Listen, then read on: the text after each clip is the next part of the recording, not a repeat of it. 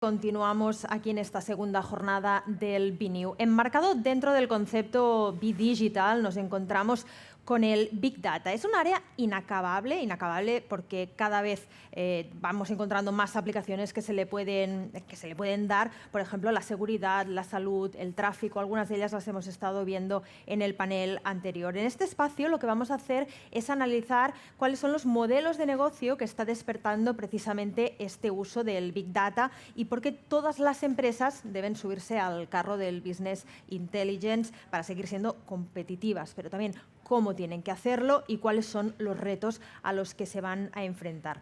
En este debate vamos a contar con los siguientes invitados. Son Adrián Moret, Naomi Molez y Aleix Valls. Marta Del Amo, que es jefa de redacción del MIT Technology Review en español. Te vamos a dar la bienvenida, Marta.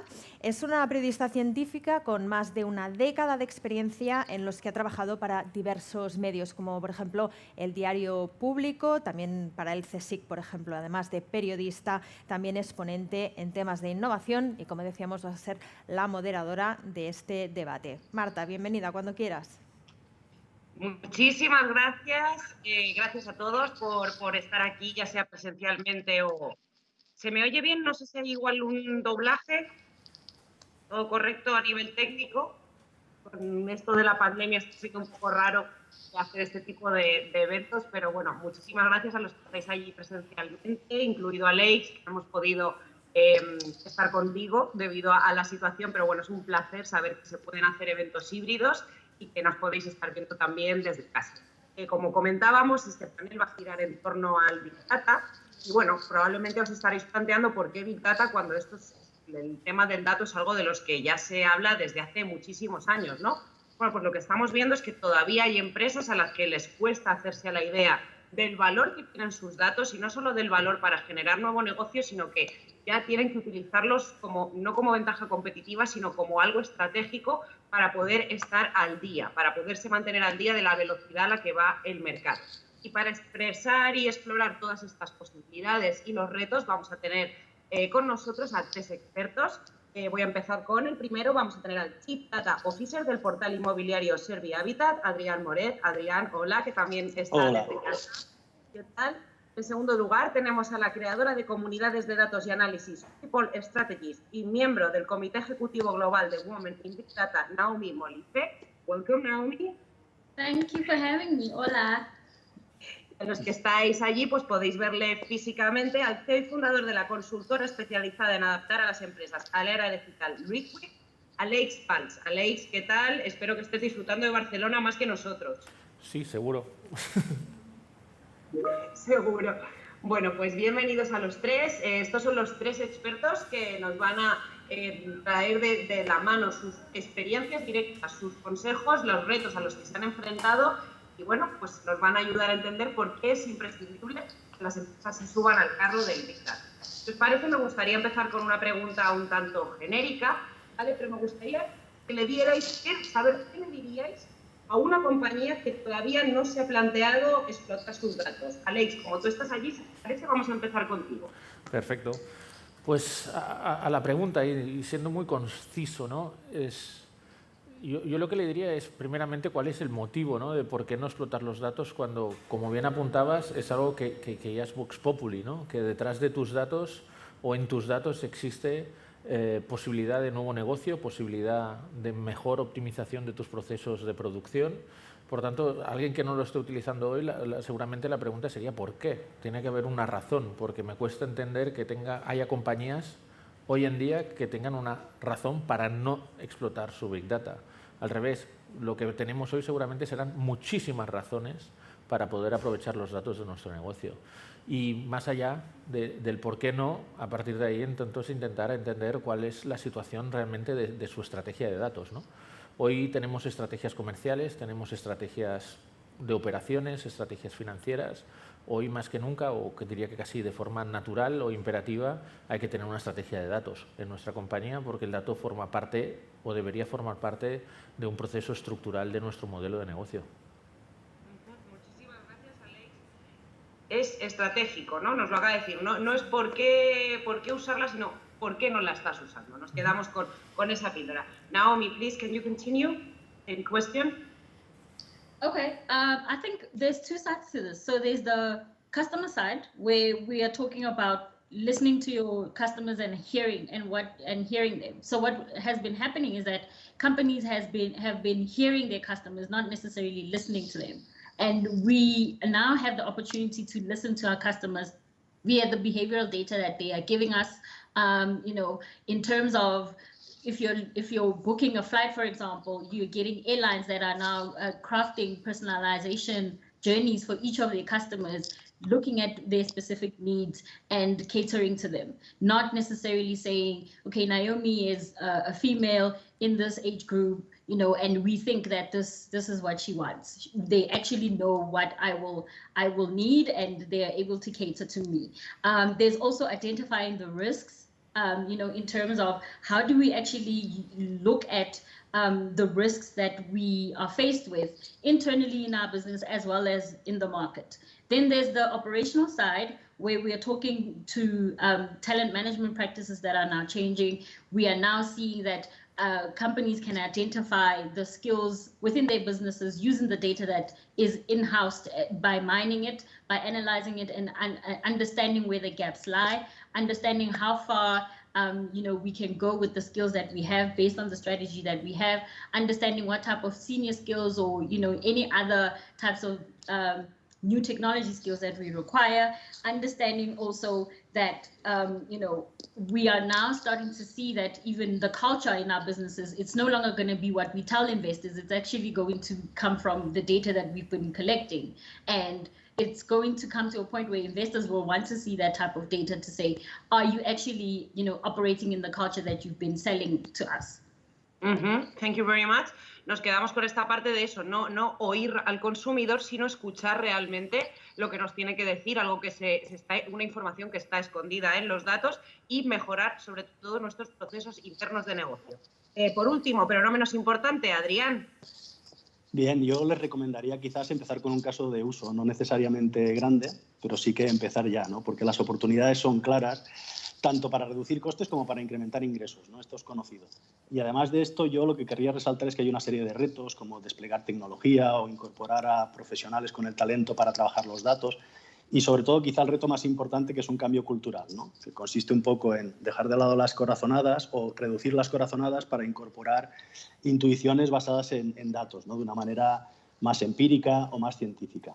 Estos procesos de cambio cultural suelen llevar un tiempo. Entonces, como decía Aleix y Naomi, que yo creo que los comentarios son muy acertados, no, la pregunta podría ser ¿por qué no hemos empezado ya? Pero sí que mi recomendación sería cuanto antes empecemos mejor, porque va a haber que, digamos, acompañar el proceso de maduración dentro de la compañía, y entonces aquí los casos de uso concretos sí que nos pueden ayudar, ¿no? Vale, pues nos quedamos también con este consejo, empezar aunque sea poco a poco con un proyecto piloto. Es verdad que meterse en el mundo del business intelligence puede ser complicado, entonces quizá no ser muy ambiciosos de primeras, pero desde luego hacerlo ya. Y bueno, si necesitamos un socio que nos acompañe, pues un socio que nos acompañe. Pasamos a la siguiente pregunta, ya nos vamos a poner un poquito más. Me gustaría que cada uno de vosotros me detallara los principales beneficios de implementar una estrategia basada en datos, pero no tanto en general, sino sobre todo en los sectores en los que vosotros estáis más especializados, ¿vale? Para no repetirnos, vamos a beneficios concretos y casos de uso concretos. Adrián, si te parece, en este caso vamos a empezar por ti.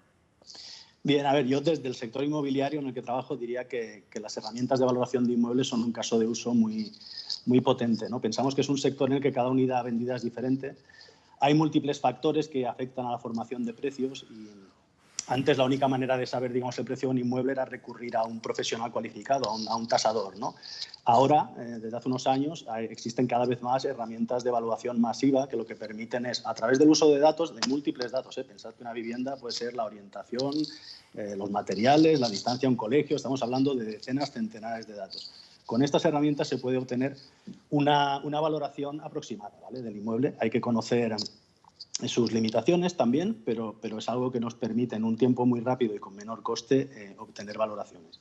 ¿Qué consecuencias ha habido? Pues bueno, para los propios tasadores no es que esta gente ha desaparecido del mercado, siguen haciendo su trabajo y se apoyan, de hecho, en este tipo de herramientas que les permiten realizar una labor todavía mejor si cabe, ¿no? A la par, el mercado de valoraciones se ha expandido a consecuencia de la explotación de estas herramientas y yo diría también que como usuarios, ¿no? En este caso de usos, pues tenemos una alternativa que hace unos años, tanto a nivel particular como a nivel de compañías, pues no existía. Entonces, yo creo que esto es un caso de uso muy claro dentro del sector inmobiliario, que seguramente es un caso silencioso, pero es muy palpable, ¿no? Cómo ha venido transformando el sector en los últimos años. Perfecto. Además es que, bueno, creo que queda bastante claro, ha sido un ejemplo clarísimo del no es sustituir, sino para lo que es el tasador de una mejor herramienta para trabajar y sobre todo el también darle a compañías o usuarios esta herramienta que ya no depende tanto del tasador. O sea, creo que es un ejemplo muy, muy claro del potencial de los datos. Alex, pasamos contigo si quieres. Pues mira, Alex. Sí, estoy aquí. Hola, pues a ver, a mí me gustaría pues coger como ejemplo la industria, por ejemplo, más de la industria de la manufactura, ¿no? Empresas que se dedican a procesos productivos, porque a veces hablamos del Big Data siempre desde una visión muy de la empresa del B2C, de la empresa que tiene un gran volumen de datos debido a que tiene un gran volumen de clientes y eso le obliga a tener una inteligencia que es capaz de extraer conclusiones de esos datos que va agregando de todos sus clientes. Pero el uso del Big Data como una de las capas tecnológicas para lo que se conoce como la industria 4.0, que es la parte donde nosotros recogemos datos de cómo está operando nuestra fábrica, los sensores que nos dan información de temperatura, humedad, movimiento, velocidad, todo lo que está implicado en nuestro proceso productivo, eso lo podemos recoger en esa estructura de Big Data y luego intentar a partir de esa recolección de suficientes datos y con suficiente tiempo poder elaborar modelos que nos permita poder básicamente incidir en tres grandes elementos de lo que es un proceso o una compañía que tiene un proceso productivo. Uno es eficiencia, es decir, ser capaces de poder configurar nuestro proceso productivo de una forma más eficiente y por tanto ser capaces seguramente de poder ganar más dinero trabajando con los mismos inputs, obtener más output. Esto, evidentemente, ya en sí mismo tiene un caso de negocio que puede justificar o animar a compañías a lanzarse a empezar a recoger datos de su proceso industrial. El siguiente es disponibilidad. Una vez nosotros entendemos cuáles son los elementos críticos en nuestro proceso industrial, podemos monitorizar aquellos elementos, aquella válvula, una bomba, una cadena, etcétera, etcétera, que sean elementos críticos y que sabemos que si entran, por ejemplo, en un momento que no funcionan, podrían parar el proceso productivo. El Big Data nos puede ayudar a anticiparnos a que ciertos elementos críticos en nuestro proceso industrial van a estropearse antes de que llegue a producirse ese fenómeno y tener más disponibilidad del proceso productivo. Eficiencia, disponibilidad y, por último, pero no menos importante, seguridad en el lugar de trabajo y calidad en el lugar de trabajo. El hecho de poder monitorizar continuamente temperatura, carga de contaminantes en el ambiente, distintos elementos, nos puede ayudar muchísimo a tener un entorno de trabajo mucho más seguro, y no solo seguro, sino también mucho más, si queréis, sano para el trabajador.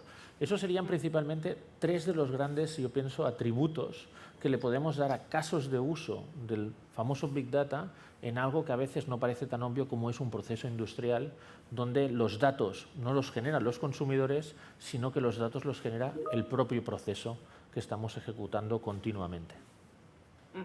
Me parece un ejemplo interesantísimo, porque es que además el resumen es, bueno, aparte de otras cosas que has dicho, pero cómo los datos pueden hacer que un entorno de trabajo sea más seguro. Es algo que hace 10 años probablemente no nos hubiéramos planteado. Y por supuesto, desde luego, la innovación en cualquiera de sus ámbitos, en este caso a través de los datos, para aumentar la eficiencia, que siempre se traduce en ahorro. Fundamental. Muchísimas gracias. Now it's your turn, Naomi, please. I think for me, the game-changing, products that are being launched now, they are focused more on the lifestyle services, right? How do we provide customers services that are at their fingertips, that talk to them and are actually dedicated to them and not particularly the whole group? For example, the iWatches that we wear, they track all the exercises that we do on a daily basis. They then feed into whatever, platform that we choose to from an insurance perspective. If you have a medical insurance or you you have a life cover insurance, looking at how you can, engage your physical well-being and also keep to, have a physical a well-being that is, engaged and is for it allows you to also plan ahead, right? And then there's an application that was launched by the South African government about 2 weeks ago in partnership with a private insurance company, which collects contact tracing data from members of the population. That is very important, because for the first time in a long time, nations now get to own the data that they generate. It's no longer going to be the developmental agencies coming into your nation, collecting all this research about your population and then telling you what's happening. It's actually now you're seeing governments and you're seeing private sector coming together and creating applications that are for the good of that particular nation, which will obviously change the relations on a political stage, because now we can then go to WHO and say, this is not what we need this, and this is how we are actually planning to mine this data and use it to help us plan ahead, either for COVID or for looking at comorbidity illnesses like HIV, diabetes, high blood pressure, all those kinds of illnesses that nations are grappling with today. And I think that, for me, that's where we are going to start to see the behavior change happening from either side of the table, whether it's agency side, on the developmental side, as well as the nations themselves coming to the table with their own data that will help their populations. Thank you very much. Importantísima la parte social y el aporte al desarrollo que puede tener el uso de los datos. De gobernanza creo que vamos a hablar un poquito más adelante, que tengo más preguntas preparadas, pero me ha gustado mucho esta parte de personalizar servicios, ¿vale? Servicios y productos para clientes, que era en línea con lo que decía antes Naomi, con esa escucha activa del cliente, pero también el utilizar los datos como gobernanza, saber los datos que tienes de salud o de infraestructura de una sociedad para poder mejorar estos servicios de cara a mejorar a tu propia población y su calidad de vida. Thank you very much. Vamos a pasar a la tercera pregunta, que bueno, va a ser ya un poquito más complicada porque vamos a hablar de retos, que todo lo que estamos planteando aquí parece muy bonito y es muy bonito, pero desde luego no siempre es fácil. Además de las dificultades técnicas, el uso del Big Data se asocia a retos relacionados con la falta de diversidad en los equipos de programación y a desafíos éticos, que ahora mismo son las grandes claves y las grandes problemáticas del Big Data. ¿Cuál es vuestra experiencia y recomendaciones para abordar estos problemas? I would like to start with you, your experience. Naomi, please. Okay, in terms of multidisciplinary teams, I think for me, the most important thing is also recognizing that cognitive diversity is a major player and a key player in how we actually formulate teams and compose them. It's not just about, is it gender, neutral, or is it racially neutral? It's also understanding that the people that are going to be modeling this data and using the different methodologies like machine learning are coming from the various, lived experiences that the customers that we are actually servicing are reflected upon, because this is where we will be more understanding of and empathetic really to our customers, but also to each other as team members. It'll also give a nuanced way of problem solving, because then we get to see our lives in different perspectives. It's not just about the able-bodied people versus the disabled-bodied people, or the smart people in the business and the less focused on groups of the business. There's also an opportunity from a bias point of view to really start to have those conversations head on and not try to be, the wishy-washy and paint everything under the carpet types of leaders. It's giving us an opportunity to confront all those biases and start having honest conversations with each other as well as with our customers, because increasingly they are looking at us as leaders in businesses to really make the right decisions, whether it's climate change, whether it's about, the good of the communities that we operate in. Thank you very much. Esta parte, desde luego, es estratégica. Además, es que creo que no solo aplica al Big Data, sino aplica a todo, ¿no? Cuantas más puntos de vista tenemos, más 360 es nuestro análisis de la problemática y nuestra capacidad de proponer soluciones. De hecho, se está viendo ahora en el mundo de la inteligencia artificial, ¿no?, cómo se plantean directrices éticas, pero que si solo tienen en cuenta a los países de Estados Unidos, China y Europa, pues obviamente nos estamos dejando una grandísima parte de la población fuera a la hora de elaborar estas directrices, y en el mundo del Big Data pasa lo mismo. Adrián, si quieres ahora pasamos contigo. A ver, yo creo que tocas un punto fundamental con el tema de la ética, y creo que yo me lo tomo personalmente muy en serio, y por suerte trabajo en una compañía que también se lo toma muy en serio. Creo que todas las compañías no tienen que no solo garantizar el cumplimiento legal, que por supuesto, sino garantizar estándares éticos para que los datos se usen de manera adecuada. Preguntabas también por el tema de los sesgos en los equipos. Yo creo que tanto las personas como los datos tienen sesgos, ¿no? Todos confiamos en general muchísimo en los datos, sobre todo cuando confirman nuestras opiniones, ¿no? Sin embargo, ya cuando las desmienten, ya la cosa generalmente cambia, ¿no? Todos conocemos a algunas personas especialmente difíciles de convencer, ¿no? Para dejar que los datos hablen y para extraer el valor tenemos que cambiar esos sesgos a nivel personal. Pero más allá de eso, también los propios datos pueden incorporar sesgos. Muchas veces por temas de calidad del propio dato, que no siempre es perfecta, ¿no? Todos los que trabajamos en esto lo sabemos, que la calidad no siempre es la que nos gustaría, y me atrevería a decir que nunca es la que nos gustaría, ¿no? Somos bastante exigentes, parece ser, en este tema, ¿no? Pero vaya, la consecuencia de todo esto al final es que no podemos dejar a las máquinas operando, digamos, a su libre albedrío sin un mínimo de supervisión humana. Y supervisión humana no quiere decir una interacción continuada con la máquina, en el sentido que queremos que sea automática y que sea eficiente, pero sí que necesitamos esos puntos de control humano para asegurar que la máquina hace lo que debería hacer, ¿no? Aquí quiero dar también un mensaje de tranquilidad, ¿no? Porque empezamos a hablar de máquinas que operan, ¿no?, de manera automática, sin control, y que hacen cosas raras por sesgos en los datos, y en un minuto más estamos hablando de Terminator, ¿no? Y no es el objetivo, ¿no? Que nadie se preocupe, las máquinas no van a conquistar el mundo, o al menos no de esta manera. Efectivamente, bueno, yo siempre lo digo, que por favor a la gente que no tenga miedo de los robots asesinos, que esto es que no son capaces ni de hacer un café como para ponerse al tanto contra nosotros. Pues también, efectivamente, es verdad que los datos son imperfectos, a veces los algoritmos son tan imperfectos, tan sesgados como las personas que los han creado, y por eso es importante que siempre estemos prestando atención, y sobre todo, bueno, a mí esto fue una cosa que me dijo una vez un directivo de IBM, que es la decisión final siempre la tiene que tomar el humano, que estará igualmente sesgado, pero al final por lo menos es alguien a quien se puede responsabilizar de sus decisiones. Alex, cerramos contigo la parte de ética y sesgo. Pues añadiendo un poco a lo que han dicho los compañeros, ¿no? Es decir, yo pienso que el debate ético del uso de los datos nace sobre todo cuando hablamos que detrás de esos datos existen personas, ¿no? Existen casos de uso de esos datos donde lo que hay detrás no son personas, son variables de negocio, donde seguramente el debate ético es otro, pero cuando hablamos de personas y los datos de las personas es cuando ganamos esa sensibilidad. Eso es indudable, y las compañías que empiecen a trabajar con datos sensibles de sus clientes, de sus partners o de sus proveedores, es muy importante que de alguna forma todo el mundo y toda la compañía tenga una ética hacia el dato.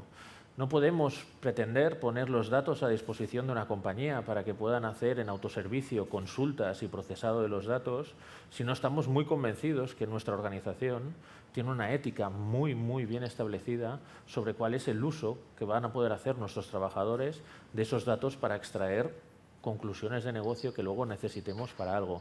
Eso es algo que apuntaba ahí antes, ¿no?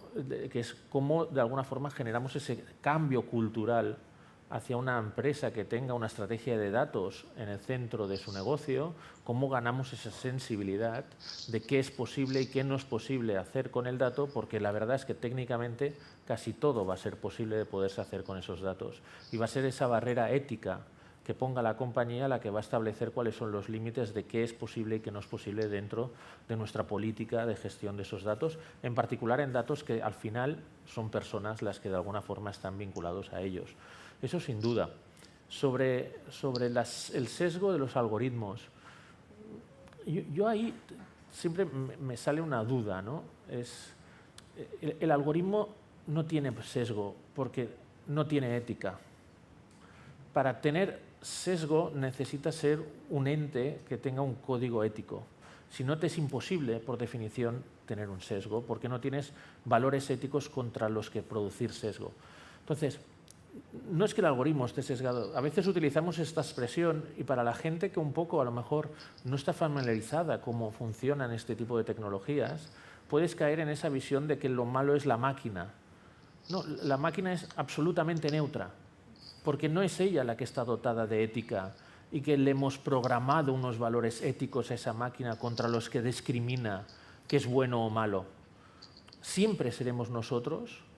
¿Por qué? Por la forma en que hemos incentivado y diseñado la toma de decisión en ese algoritmo y por la calidad o el sesgo que el dato que nosotros le hemos entregado a ese algoritmo para tomar esa decisión. Entonces, un poco para salir de ese, a veces, de esa visión un poco que que pienso que es contraproducente, uno, porque nos genera un poco como miedo hacia eso que decíais vosotros, esa máquina exterminadora, pero más peligroso es que parece que nos quita la responsabilidad. Ha sido el algoritmo, no he sido yo, como ha sido el algoritmo, es que el algoritmo tiene una ética mala. Dices, no, perdona, la ética mala es tuya. Y el algoritmo lo único que ha hecho ha sido recoger tu mala ética o tu mala praxis, pero no ha sido el algoritmo que ha tomado la decisión por él solo. Si los coches deciden que hay que priorizar al ocupante antes que a la persona que cruza la calle, no es porque el coche sea autónomo y malo, es porque la compañía que ha programado el algoritmo que define la autonomía de ese coche ha tomado una decisión que es priorizar su cliente al niño que cruzaba la calle. Pero no es el coche o el algoritmo, es el fabricante del coche o, en ese caso, el equipo que tomó la decisión ética de actuar de esa manera en caso de accidente. Efectivamente, me ha encantado este resumen que has hecho, Alex. Yo siempre digo que la tecnología no es buena ni mala, ¿no? La tecnología es neutra y lo que es bueno o malo es el uso que decidimos darle o cómo la programamos, en este caso. Efectivamente, no hay que temer a los algoritmos, sino hay que temer a quien los programa y sus valores éticos. Un error lo puede cometer cualquiera, nadie dice que no. Puede, sin ninguna mala intención, generar un algoritmo con sesgos o que no funciona de acuerdo a unos componentes éticos, pero lo importante es que sea esa empresa, estas compañías o gobiernos los que tengan la base de la ética detrás, unos pilares fuertes para trabajarla y asegurarse de que los algoritmos funcionan correctamente. De hecho, estoy yo muy contenta porque ahora hay una tendencia dentro de los consumidores y clientes, que es la del consumidor responsable, pues que a lo que tiende precisamente es a buscar empresas que son transparentes, éticas y desde luego creo que también apunta al mundo de los datos y de los algoritmos. Vamos a pasar a la última pregunta, aunque luego quizás si tenemos tiempo me gustaría que hablemos también de auditorías, que es un tema que me estoy aquí guardando en la manga. Depende de lo que nos pregunten desde el público, ¿vale? Vamos a pasar por la última pregunta antes de pasar a las preguntas del público. Me gustaría saber ¿cuál creéis que es el principal reto al que se enfrentan las empresas a la hora de empezar a utilizar Big Data y cómo lo solucionaríais? En este caso, venga, Alex, volvemos contigo. Vale, retos muchísimos, ¿no? Lo primero es que normalmente una empresa que no es una empresa nacida ya con una estrategia de datos, lo primero que se va a encontrar es que no sabe cómo empezar a desarrollar una estrategia de datos. Y aquí me gustaría hacer una distinción importante entre empresas usuarias de Big Data y empresas que de alguna forma desarrollan soluciones de Big Data que comprarán terceros. Es decir, vuelvo al ejemplo de la empresa que fabrica sillas. Una empresa que fabrica sillas, el Big Data le puede ser maravilloso para convertir su proceso, como decíamos, más eficiente, más disponible y un mejor lugar de trabajo. Pero esa empresa no va a ser una empresa de datos. Entonces, es importante que entendamos el dato, cómo de estructural va a ser en nuestro modelo de negocio. Porque luego podemos caer en esas falacias de detrás del Big Data lo que viene es un equipo de superingenieros que tienen que de alguna forma procesar esos datos. No te engañes. Tu proceso es fabricar sillas y lo va a hacer. Una vez recogidos los datos, corridos los modelos y sacar analítica, a no ser que tengas un cambio sustancial en tu fábrica, en tu proceso de fabricación o en tu modelo de silla, vas a sacar muy pocos insights del proceso de fabricación en los próximos años. Por tanto, hay que entender si esa estrategia va a ser una cuestión de aprendizaje y mantenimiento o si realmente somos una empresa que tiene un volumen de relación maravilloso con nuestros clientes o que estamos haciendo una transición de modelo de negocio del B2B al B2C y por tanto vamos a empezar a tener que trabajar con muchos datos y el departamento de datos se va a transformar en algo nuevo y estructural en la forma de generar nuestros modelos de negocio.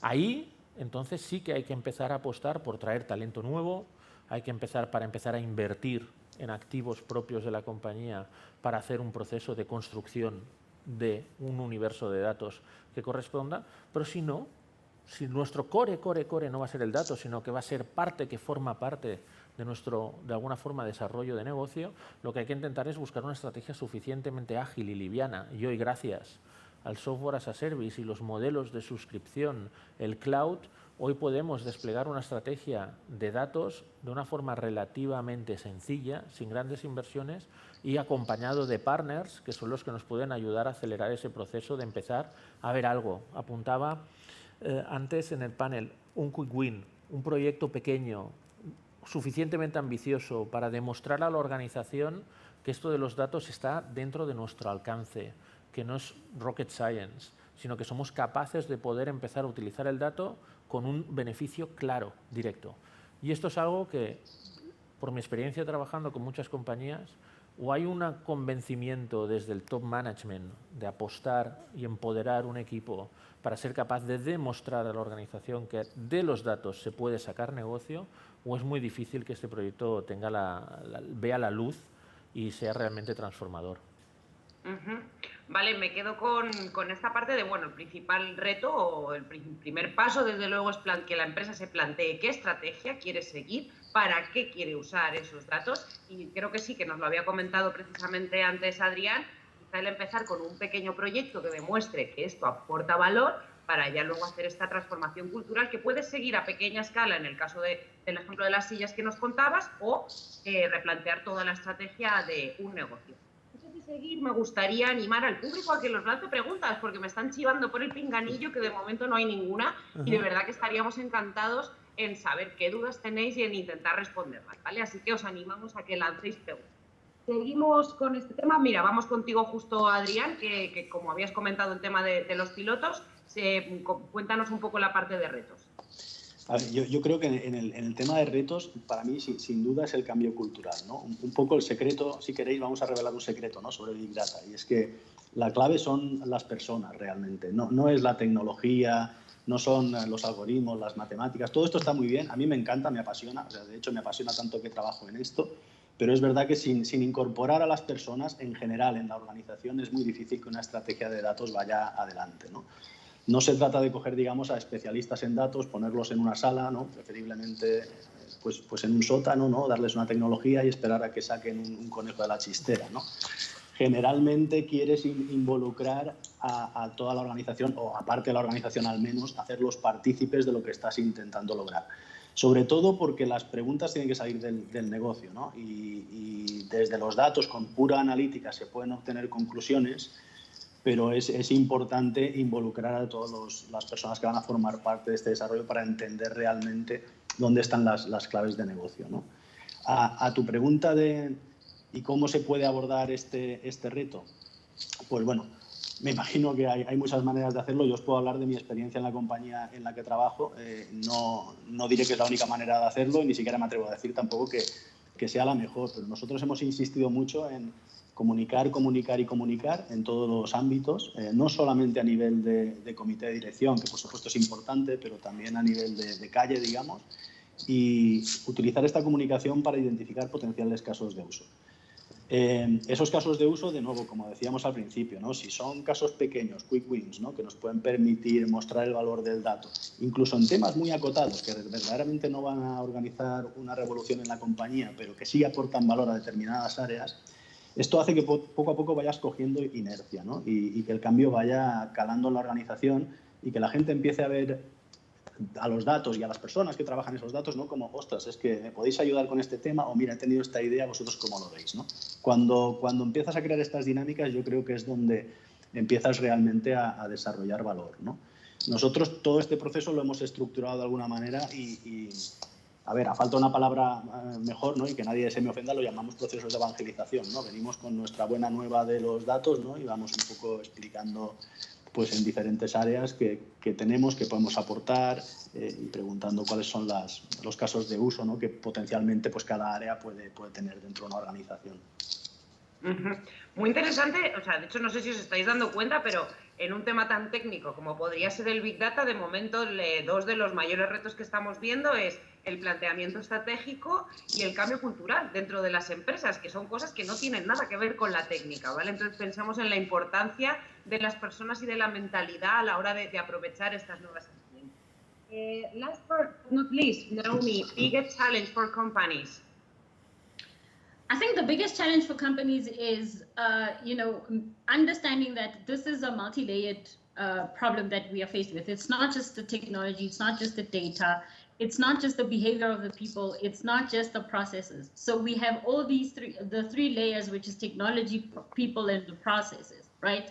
But I think for me at the top it's the people, because when we change the behavior of the people within the business, it'll also help us re-engineer how we share information, i.e. how we share data, because right now it's top down, and we need to make it more of a infinity, loop, because now as a HR practitioner, I need to understand how the finance team is going to use the data that I'm going to, the same data set that I'm going to be using for my own purposes. They need to understand how I'm going to use this data. That also informs us how we all collectively collect this data, how we house this data, how we analyze it, so that it actually speaks to our respective teams and what we need to do to contribute to the business goals. It's not just about, putting the tech on the systems and overhauling our systems and getting rid of the legacy systems and then expecting people to know how to use the data or how to actually collect the data. Sometimes it sits on different systems. Aligning these systems talks to our processes. We need to re-engineer those so that it actually speaks to how this data operation is going to work, and it's speaking to obviously the strategic goals of the business. And for me, it's also more on how we also change the behavior of the people with each other, right? How do I relate to my CEO as a lower, ranking employee? For example, social media has now opened up that gate for us, where employees can actually reach out to the CEOs without even going through the people processes within the business. They can talk to them on social media, engage with them. This is what's happening in my area, and then it also gives a very nuanced way of how we engage with each other, senior leaders as well as people that are coming up in the business. It talks to how we also develop them, because the main problem that most CEOs, if you talk to them now, it's about the talent. It's centered around the talent. Do I have the talent in my business that's going to help me, achieve these strategic goals that I have set? And are we actually developing them faster so that they can leverage the technology that we're bringing and investing into the business? So understanding that it's people, process, and the technology, not just one layer. Thank you very much.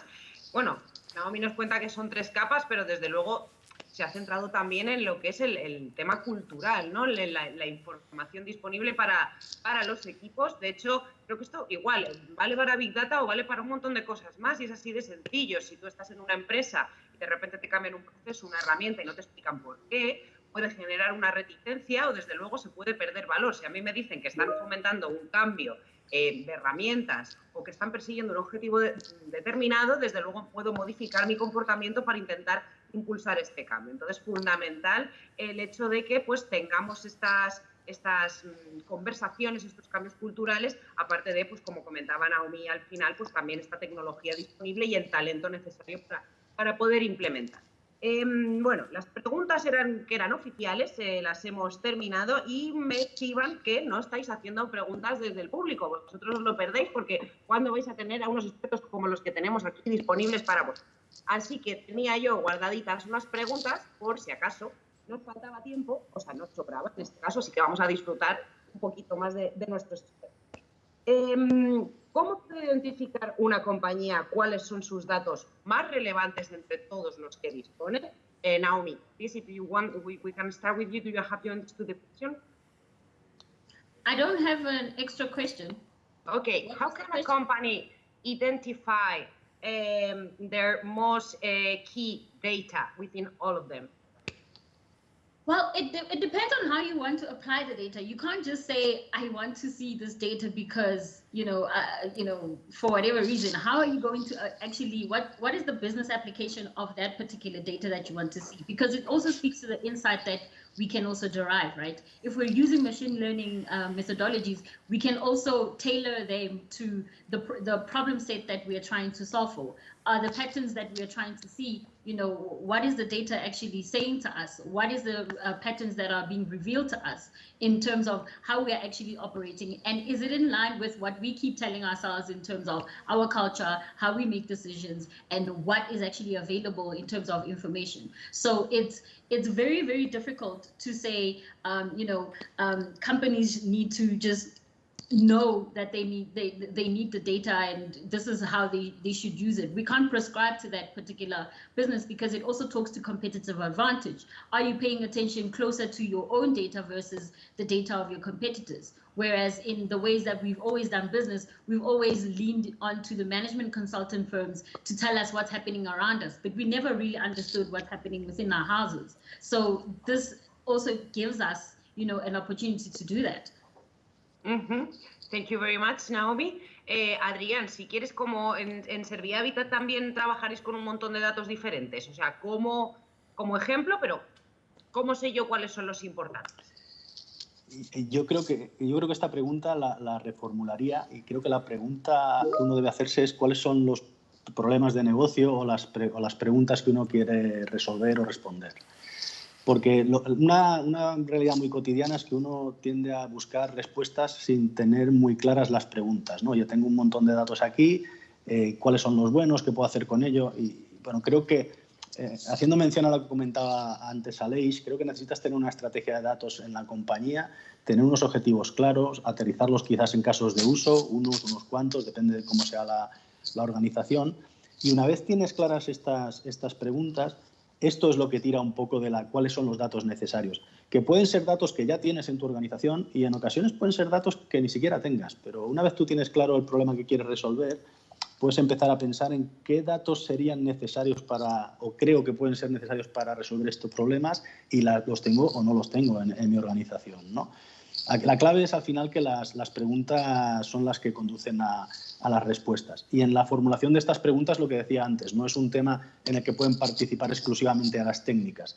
Necesitas crear esos debates, ¿no?, que comentaba antes entre las áreas puramente de negocio, u operativas o financieras, y las áreas más técnicas o de datos, ¿no? A mí, que me gusta la lectura bastante, suelo decir que los datos son un poco como los libros, ¿no?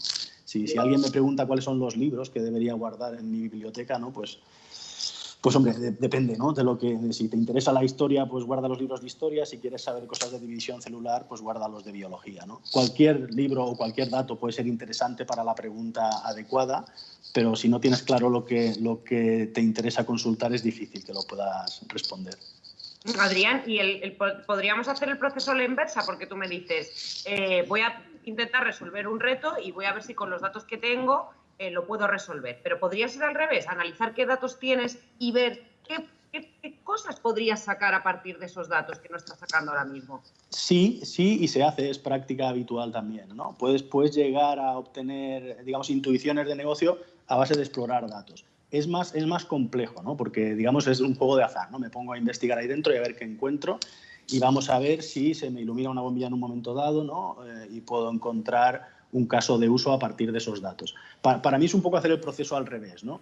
La dificultad que te puedes encontrar con esto es que si no tienes, digamos, el componente de negocio dentro de esto, y que es un mero ejercicio, digamos, inicialmente desde el área de datos, puede ser difícil empujarlo dentro de las organizaciones, ¿no? El caso de uso puede ser muy útil, pero no siempre es fácil involucrar o hacer partícipe a todo el mundo, sobre todo en organizaciones más grandes, en ese cambio. Entonces, en fin, respondiendo a tu pregunta, sí, es posible hacerlo.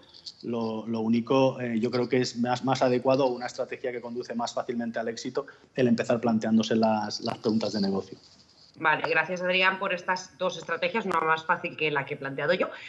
Nos quedan 4 minutos, ¿vale? Entonces, Alex, vamos contigo con esta misma pregunta y a ver si nos da tiempo a responder algo del público. Pues voy a ser muy breve porque yo pienso que lo que ha dicho Adrián, pues 100% de acuerdo, ¿no? Es decir, los datos en sí mismos no son la respuesta. ¿Y por qué? Porque básicamente lo importante es qué pregunta nos formulamos en clave de negocio.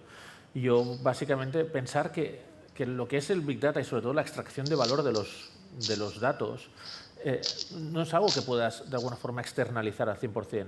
Yo cojo todos mis datos, se lo mando a alguien que los procese y que me devuelva el qué, si no le he preguntado nada. Eso no funciona así. Es decir, sobre los datos que yo dispongo o que pueda llegar a empezar a comprar o adquirir, es donde construyo esa estrategia de datos para dar respuestas o a necesidades de negocio o a cuestiones de negocio. Si no, el camino inverso es que es casi implanteable. Incluso puedes llegar a conclusiones que no sean factibles, a escenarios de datos, que los datos aguantan, pero que desde el punto de vista real no sean asumibles. Por ejemplo, en un proceso industrial, tú puedes llegar a buscar situaciones de optimización de tu proceso de catalización, pero que la configuración que te acaba dando, que te da el proceso óptimo después de hacer un análisis de Big Data de las distintas variables, simplemente es que es inasumible. Es casi desde un punto de vista de ingeniería imposible de poner ese proceso en marcha en tu fábrica. Los datos dicen que es óptimo, pero es que están fuera de lo que la realidad permite ejecutar, ¿no? Entonces, siempre tiene que nacer desde la visión de la pregunta de negocio.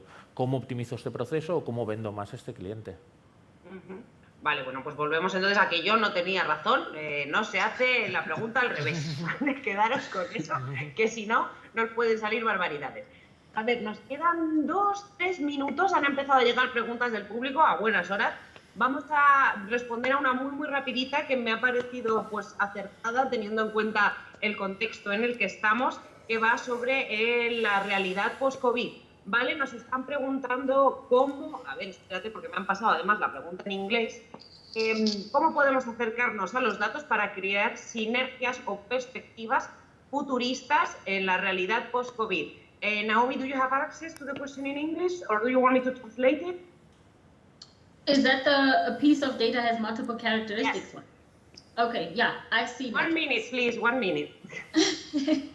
I think we need to, you need to look at it from, your operating environment as a business or your organization, as well as inside, right? So now you can compare, you have the ability to compare both sets of information. We're not doing away with what we have been collecting from what the management consulting firms have been saying. It's very good to understand, the lay of the land, where we're going, etc. What are the new technologies that we can invest in and incorporate into our processes. But also we have a nuanced and a new way of actually looking at our operations internally and new insights that we may or may not have actually known, and get to compare that information with what we're getting from our operating environment. And this gives us a new way of actually an elevated way of operating, because now we are able to also know which partnerships we should actually, go after. Should we go after public partnerships more often? Because then it gives us an opportunity to also solve for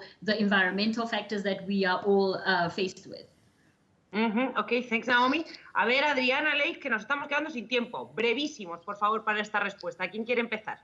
Si quieres, me lanzo. A ver, yo Adrián. en el mundo post-COVID seré muy breve. Lo que yo diría es que, toda esta situación que hemos pasado y que seguimos pasando con COVID, sí, lo que ha producido es una reflexión acelerada en las compañías, tanto desde el punto de vista de cómo se pueden modificar los procesos de negocio, como también sobre cómo, digamos, no solamente el propio proceso en relación con el cliente o con el producto que se realiza, sino también en la relación con los empleados, ¿no? El teletrabajo probablemente pues, es algo que todos hemos experimentado, ¿no? Y estamos viéndolo aquí en directo, y es algo que va a pasar probablemente más en el futuro, ¿no? Va a haber que compaginar ese teletrabajo con el trabajo presencial, y en la parte de procesos habrá algunos que no podrán, digamos, digitalizarse, pero sí que la reflexión cada vez es más rápida para avanzar en ese camino. Alex, cerramos contigo. Pues yo muy rápidamente. Yo pienso que el COVID y el mundo post-COVID ha puesto en evidencia que es que no usamos los datos para nada en la vida, en la organización de nuestra vida, en las ciudades, en la gestión del sistema de salud. Y yo pienso que ha sido una bandera roja imperativa sobre la famosa ciudad inteligente o la Smart City, las estrategias de salud y cómo utilizar los datos y la salud. Yo pienso quiero pensar que después del mundo post-COVID nos vamos a tomar en serio que los datos pueden ser bastante más importantes de lo que lo han sido hasta la fecha para la gestión de la pandemia. Muchísimas gracias. Me quedo con esta última reflexión, que más bien es una crítica hacia todos nosotros. Muchísimas gracias. Thank you very much, Naomi. Bueno, yo creo que hay algunas claves que podemos sacar. Es que los datos ya no son una opción, es algo obligatorio y estratégico, y que realmente todo el tema de los datos es una cuestión más de personas, que somos nosotros los responsables de utilizarlos, de aprovecharlos, de darles esa parte ética y de exprimirlos todo lo posible. Espero que os haya gustado nuestro debate y nada, que sigáis disfrutando los que podáis en Barcelona y los que no desde vuestras casas. Muchísimas gracias, un placer compartir este espacio con vosotros. Muchas gracias. Muchas gracias a ti, Marta, y a todos los participantes, no solo por este panel, sino también por este último resumen que nos has hecho, y es que nos habéis ayudado a entender en qué consiste el Big Data y también el tratamiento ético que se necesita para procesar toda esta información que recoge esta tecnología. Ahora hacemos una pequeña pausa. A partir de las 4 conectaremos con la Estació de França, donde podremos escuchar una charla de Cecilia Tam, y después a las 5 de la tarde, aquí, último panel